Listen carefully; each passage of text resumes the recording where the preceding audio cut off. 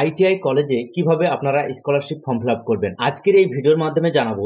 যারা আইটিআই ভর্তি হয়েছেন তারা স্কলারশিপের জন্য কিভাবে আবেদন করবেন স্টেপ বাই স্টেপ কিন্তু আপনাদেরকে জানিয়ে দেওয়ার চেষ্টা করব এবং সেই সঙ্গে জানাবো আপনার কোন কোন ডকুমেন্টস আপনাকে জমা করতে হবে এবং এর লাস্ট ডেট কবে বিস্তারিত কিন্তু জানিয়ে দেওয়ার চেষ্টা করব। ভিডিওটি শেষ পর্যন্ত দেখতে থাকুন আর চ্যানেলে নতুন হলে চ্যানেলটি সাবস্ক্রাইব করে পাশের বেল আইকনটি বাজিয়ে অল নোটিফিকেশন অপশনটি কিন্তু সিলেক্ট করে রাখবেন এই রিলেটেড নতুন নতুন ভিডিও পেতে। তো চলুন শুরু করা যাক। সর্বপ্রথম গুগল ক্রোমে চলে আসবেন। গুগল ক্রোমে আসার পর আপনারা সার্চ বাটনে লিখে দিবেন ঐক্যশ্রী, লিখে সার্চ করবেন। ঐক্যশ্রী লিখে সার্চ করতে পারেন অথবা WBMDFC scholarship.in এই লেখাটি লিখেও কিন্তু আপনি সার্চ করতে পারেন। যখনই আপনি ঐক্যশ্রী লিখে সার্চ করবেন আপনার সামনে কিন্তু WBMDFC scholarship.in এর অফিসিয়াল ওয়েবসাইটের লিঙ্ক কিন্তু আপনার সামনে চলে আসবে এবং প্রথমেই যেটি দেখতে পাচ্ছেন স্কলারশিপ লেখা, এই স্কলারশিপ লেখার উপর ক্লিক করবেন। স্কলারশিপ লেখার উপর ক্লিক করার সঙ্গে সঙ্গেই কিন্তু আপনার সামনে যে ঐক্যশ্রী অর্থাৎ WBMDFC অফিসিয়াল ওয়েবসাইট, সেই অফিসিয়াল ওয়েবসাইটে কিন্তু আপনাকে নিয়ে চলে আসবে। এখান থেকে কিন্তু আপনারা শিখ, জৈন, খ্রিস্টান, মুসলিম এবং পার্সি এই রিলিজিয়ানগুলো কিন্তু এখান থেকে ফর্ম ফিল আপ করতে পারবে। আপনারা দেখতে পাচ্ছেন স্টুডেন্ট এরিয়া, এই স্টুডেন্ট এরিয়ার মধ্যে কিন্তু আপনারা ক্লিক করবেন।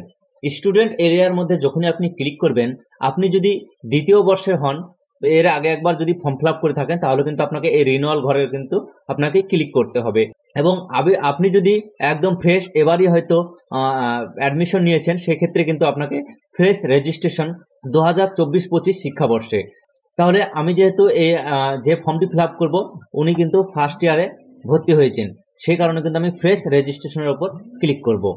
তো আপনি যখনই ফ্রেশ রেজিস্ট্রেশনের উপর ক্লিক করবেন আপনার সামনে কিন্তু আরেকটি পেজ খুলে যাবে এবং এই ধরনের পেজ কিন্তু আপনি দেখতে পাবেন। এখানে আপনার স্টুডেন্ট ইনফরমেশন আপনাকে দিতে হবে এবং স্টুডেন্ট রেজিস্ট্রেশন, আপনার যে রেজিস্ট্রেশন আপনাকে কিন্তু আপনার ডিটেলস দিয়ে কিন্তু আপনাকে রেজিস্ট্রেশন করতে হবে।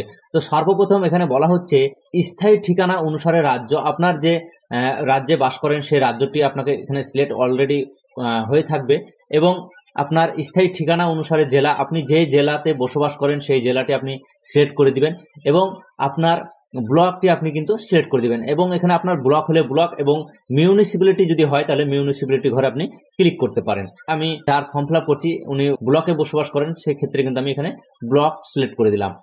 এবার স্থায়ী ঠিকানা অনুসারে আপনার যে ব্লকটি হবে সেই ব্লকটি আপনি এখানে দিয়ে দিবেন এবং আপনার যে পঞ্চায়েত হবে সেই পঞ্চায়েতটি কিন্তু আপনি দিয়ে দিবেন।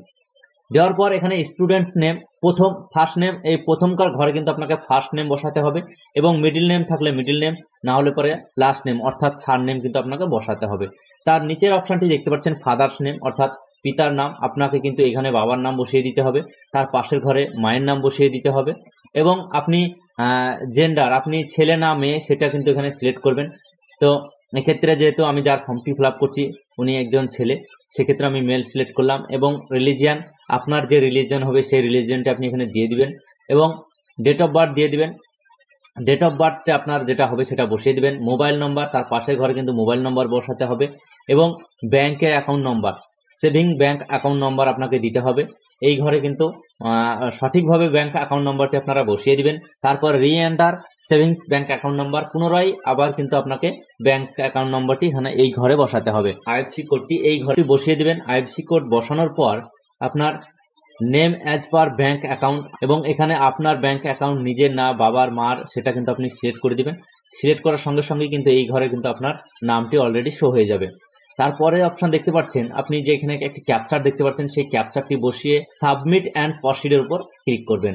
আপনি সাবমিট অ্যান্ড প্রসিডের ঘরে যখনই ক্লিক করবেন, সাবমিট অ্যান্ড প্রসিডের উপর ক্লিক করার সঙ্গে সঙ্গে কিন্তু আপনার সামনে আরেকটি নতুন পেজ ওপেন হয়ে যাবে। তো দেখতে পাচ্ছেন আপনাদের সামনে কিন্তু একটি নতুন পেজ ওপেন হয়ে গিয়েছে। তো এবার বলা হয়েছে স্কিম এলিজিবিলিটি, যে কলেজ ইনফরমেশনটি কিন্তু আপনাকে এখানে দিতে হবে এবং এখানে বলা হচ্ছে, প্রথমেই বলা হচ্ছে ইনস্টিটিউশন ডিস্ট্রিক্ট, আপনি যে ডিস্ট্রিক্টে পড়াশোনা করেন সেই ডিস্ট্রিক্টের নামটি অলরেডি সিলেক্ট হয়ে থাকছে এবং তারপরে বলা হচ্ছে institute, location, block and municipality, আপনি যে ব্লকে পড়াশোনা করেন বা মিউনিসিপ্যালিটি পড়াশোনা করেন সেটাকে আপনাকে সিলেক্ট করতে হবে। সিলেক্ট করার পর সেই ব্লকের নামটি কিন্তু আপনাকে বসিয়ে দিতে হবে। বসানোর পর কারেন্ট ইনস্টিটিউশন, আপনি বর্তমানে কোন শিক্ষা প্রতিষ্ঠানে আপনি পড়াশোনা করছেন, সেই শিক্ষা প্রতিষ্ঠানের নামটি কিন্তু দিয়ে দিতে হবে। আমি যে ছেলেটি ফর্ম ফিল আপ করছি উনি কিন্তু একটি গভর্নমেন্ট ইন্ডাস্ট্রিয়াল ট্রেনিং ইনস্টিটিউটে পড়াশোনা করে, সেক্ষেত্রে কিন্তু আমি গভর্নমেন্ট ইন্ডাস্ট্রিয়াল ট্রেনিং ইনস্টিটিউট অপশনটি কিন্তু সিলেক্ট করে দিলাম। বর্তমান শ্রেণী অর্থাৎ কোর্সের নাম আপনি পড়াশোনা করছেন সেই কোর্সটি কিন্তু আপনাকে নামটি দিয়ে দিতে হবে। এখানে অনেকগুলো আপনি ট্রেড দেখতে পাবেন, সেই ট্রেডের নামটি কিন্তু আপনি বসিয়ে দিবেন। বর্তমান শিক্ষাবর্ষ আপনি কোন ইয়ারে পড়ছেন, আপনি যেহেতু নতুন ভর্তি হয়েছেন ফার্স্ট ইয়ার, সেই ক্ষেত্রে কিন্তু ফার্স্ট ইয়ার বসিয়ে দিবেন এবং শেষ উত্তীর্ণ হওয়া পরীক্ষার নাম। এখানে আপনি কোন ক্লাস পাস করে এসছেন, আপনার এম গ্রুপ ই গ্রুপ আছে আইটিআর ক্ষেত্রে, আপনি যদি 8 পাস করে আসেন তাহলে আপনার ই গ্রুপে যদি ফর্ম ফিল আপ করেন তাহলে 8 পাস দিবেন এবং এম গ্রুপ হলে মাধ্যমিক পাস দিবেন। তারপরে আপনি কোন বোর্ড থেকে পরীক্ষা দিয়েছিলেন সেই বোর্ডটা কিন্তু আপনাকে সিলেক্ট করতে হবে এবং শেষ উত্তীর্ণ হওয়া পরীক্ষার বছর আপনি কোন সালে পাস করছেন সেই সালটি কিন্তু আপনাকে এখান থেকে বসিয়ে দিতে হবে। বসানোর পর আপনি কত পার্সেন্ট নম্বর পেয়েছেন সেই নম্বরটি কিন্তু আপনাকে বসাতে হবে, সেই নম্বরটি বসিয়ে দিবেন। বসানোর পর আপনার যে পরিবারের বার্ষিক আয় সেই আয়টি কিন্তু আপনাকে বসাতে হবে, আপনার মতো করে আপনি বসিয়ে দিবেন। এখানে একটি আপনাকে ইমেল আইডি বসাতে হবে, আপনার যে ইমেল আইডি সেই ইমেল আইডিটি আপনি বসিয়ে দিবেন এবং এখানে একটি পাসওয়ার্ড তৈরি করতে হবে। Block letter, small letter, special character দিয়ে কিন্তু একটি স্ট্রং পাসওয়ার্ড তৈরি করবেন। সেই পাসওয়ার্ডটি পুনরায় আবার কিন্তু এই ঘরে কনফার্ম পাসওয়ার্ডের ঘরে বসাবেন, বসিয়ে কিন্তু আবার সাবমিট অ্যান্ড প্রসিডের ঘরে কিন্তু আপনাকে ক্লিক করতে হবে। তো আমি এটি পুরো কিন্তু কমপ্লিট করে নিলাম। কমপ্লিট করে নেওয়ার পর সাবমিট অ্যান্ড প্রসিডের উপর ক্লিক করছি। সাবমিট অ্যান্ড প্রসিডের উপর ক্লিক করতে কিন্তু আপনার সামনে এই ধরনের আরেকটি পপ আপ শো হয়ে যাবে, congratulation you are eligible for post matric scheme, do you want to continue. আপনাকে কিন্তু এই কন্টিনিউ অপশনে কিন্তু ক্লিক করতে বলছে এবং এখানে যদি 60% উপর নাম্বার পাই তাহলে এখান থেকেই কিন্তু আপনার ডাইরেক্ট স্বামী বিবেকানন্দ ফর্মে কিন্তু চলে যাবে। তো আমি যেহেতু এক্ষেত্রে জেনার ফর্মটি ফিল আপ করছি, উনি কিন্তু 60%-এর উপর নিচে নম্বর পেয়েছেন, সেই কারণে কিন্তু এটা পোস্ট ম্যাট্রিক উপর চলে আসলো। তো এক্ষেত্রে কিন্তু আপনার এই অ্যাপ্লিকেশনটি কিন্তু সাবমিট কিন্তু আইডি পাসওয়ার্ড কিন্তু আপনার তৈরি হয়ে গেল এবং এই আইডি পাসওয়ার্ডটি কিন্তু আপনি খাতাতে নোট করে নেবেন এবং একটি স্ক্রিনশট নিয়ে রাখতে পারেন। তো আমি এক্ষেত্রে এটি কপি করে নিলাম। কপি করার পর লগ ইন অপশনে ক্লিক করব। লগ ইন অপশনে ক্লিক করার সঙ্গে সঙ্গে কিন্তু আপনাকে এই ইউজার নেম এবং পাসওয়ার্ড দিয়ে আবার লগ ইন করতে হবে। পাসওয়ার্ড, ইউজার আইডি, পাসওয়ার্ড বসিয়ে দিলাম এবং এখানে যে ক্যাপচার দেখছেন সেই ক্যাপচারটি বসিয়ে দিবেন। ক্যাপচারটি বসানোর পর আপনি লগ ইনে ক্লিক করবেন। লগ ইনে ক্লিক করার সঙ্গে সঙ্গে কিন্তু আপনার সামনে কিন্তু একটি মোবাইল নম্বরে ওটিপি যাবে, যে নম্বরটি দিয়েছেন সেই নম্বরে ওটিপি যাবে, সেই ওটিপিটি কিন্তু এই ঘরে বসিয়ে দিবেন। ওটিপিটি বসানো হয়ে গেলে আপনি সাবমিট অপশনের উপর ক্লিক করবেন। সাবমিট অপশনে যখনই ক্লিক করবেন আপনার সামনে কিন্তু আবারও একটি স্টেপ চলে আসবে। এই 4টি স্টেপ কিন্তু আবার আপনাকে ফিল আপ করতে হবে। তো এর প্রথম স্টেপটি কিন্তু বেসিক ইনফরমেশন, আপনি একবার দেখে নেবেন বেসিক ইনফরমেশনে আপনার কি কি দিয়েছেন এবং কোথায় কি দিতে হবে সেটা কিন্তু একবার দেখে নেবেন।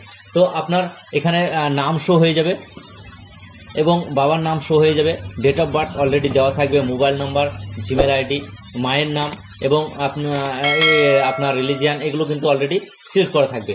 এখানে আপনার ম্যারিটাল স্ট্যাটাস, বৈবাহিক, আপনি বিবাহিত না আনম্যারিড সেটি কিন্তু আপনি এখানে দিয়ে দিবেন।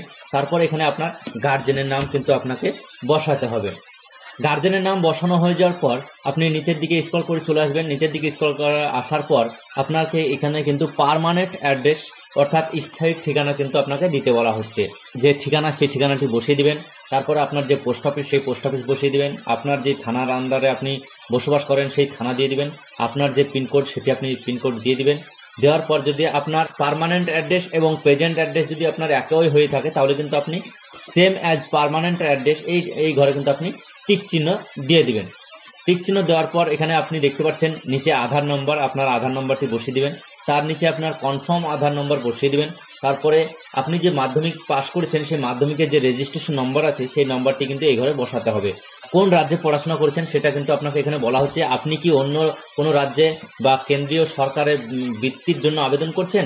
তো এখানে কিন্তু নো অপশনটি সিলেক্ট করবেন। নো অপশনটি সিলেক্ট করার পর আপনি দেখতে পাচ্ছেন এখানে যে একটি টিক চিহ্ন দেখতে পাচ্ছেন, এই টিক চিহ্নটি দিয়ে আপনি কিন্তু সাবমিট অ্যান্ড প্রসিডের উপর ক্লিক করবেন। তো আপনি যখনই সাবমিট অ্যান্ড প্রসিডের উপর ক্লিক করবেন আপনার সামনে এই ধরনের আরেকটি পেজ চলে আসবে। এই পেজটি আসার পর আপনাকে কিন্তু প্রথমেই বলা হবে পূর্ববর্তী শিক্ষা প্রতিষ্ঠানের নাম। আপনি যে শিক্ষা প্রতিষ্ঠান থেকে মাধ্যমিক দিয়েছেন সেই শিক্ষা প্রতিষ্ঠানের নাম কিন্তু এই ঘরে বসিয়ে দিবেন। তারপরে আপনার এগুলো কিন্তু সবগুলো ফিল আপ করা থাকবে। আপনি নিচের দিকে চলে আসবেন স্ক্রল করে।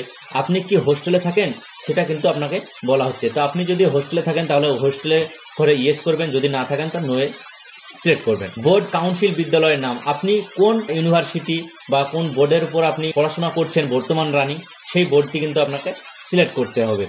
তো West Bengal state council of technical and vocational educational and skill development এর আন্ডারে কিন্তু এই বোর্ড, সেই বোর্ডটি কিন্তু আমি সিলেক্ট করে দিলাম। এবং এখানে বলা হচ্ছে কোর্স ডিউরেশন অর্থাৎ সময়কাল, কোর্সের সময়কাল আপনি এখানে আপাতত 1 ইয়ার করে দিলেই হবে। তারপরে আপনি আবার সাবমিট অ্যান্ড প্রসিডের উপর ক্লিক করবেন। তো আপনি যখনই সাবমিট অ্যান্ড প্রসিডের উপর ক্লিক করবেন আপনার সামনে কিন্তু ব্যাংক অ্যাকাউন্ট ডিটেলস অপশানটি চলে আসবে। ব্যাংক অ্যাকাউন্ট ডিটেলস অপশানটি আসার পর আপনাকে এখানে শুধু কিন্তু একবার মিলিয়ে নেবেন আপনার ঠিকঠাক আছে কিনা। তারপরে কিন্তু আপনাকে ব্যাংকের পাসবইয়ের প্রথম পৃষ্ঠা কিন্তু আপলোড করতে বলা হচ্ছে। তো এখানে আপলোড করার টাইমে একটি কথা মাথায় রাখবেন যে 100 কেবি থেকে 300 কেবির মধ্যে যেন ওই আপনার জেপিজি ফাইলটি হয়, না হলে পারে কিন্তু আপনার কম হলেও আপলোড হবে না এবং 300 কেবির বেশি হলেও কিন্তু আপলোড হবে না। তো এক্ষেত্রে কিন্তু আপনারা ভালোভাবে স্ক্যান করে রাখবেন এবং আপলোড করার টাইমে কিন্তু আপনার এখানে ব্যাংক পাসবুক সাকসেসফুলি আপলোড এবং এই ঘরে কিন্তু আপনার পাশে ঘর চলে আসবে। তারপরে আপনি এই পাশের টিক চিহ্ন ঘরে টিক দিয়ে আপনি আবারও সাবমিট অ্যান্ড প্রসিড অপশনের উপর ক্লিক করবেন।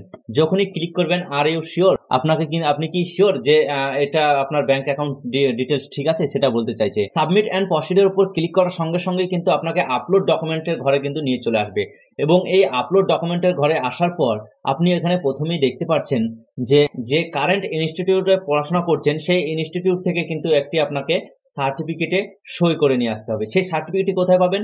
নিচেই দেখতে পাচ্ছেন ক্লিক হেয়ার টু জেনারেট, এই অপশানে ক্লিক যখনই করবেন আপনার সামনে কিন্তু এই ধরনের আর কি সার্টিফিকেট চলে আসবে।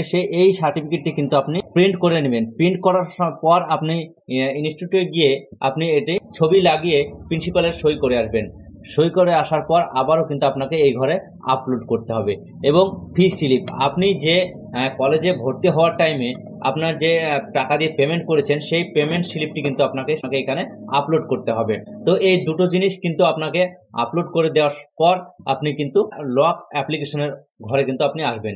এই লক অ্যাপ্লিকেশনে আসার টাইমে আপনি পুরো ফর্মটি দেখে নেবেন। দেখে নেওয়ার পর কিন্তু আপনি লক অ্যাপ্লিকেশন বা সাবমিট অপশানে যখনই ক্লিক করবেন আপনার কিন্তু পুরো ফর্মটি রেডি হয়ে যাবে। এ দুটো আপলোড করতে হবে।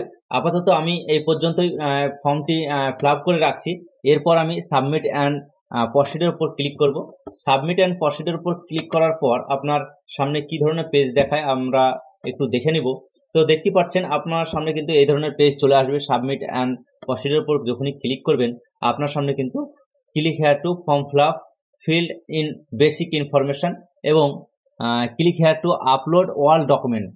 তো আপনাকে কিন্তু এখানে এই যখনই আপনি ওই ফর্মগুলো সিগনেচার করে নিয়ে আসবেন এবং আপলোড করবেন, এই ক্লিক আপলোড ডকুমেন্টের ঘরে ক্লিক করলে পারে কিন্তু আপনার আবার এইখানে চলে আসছে।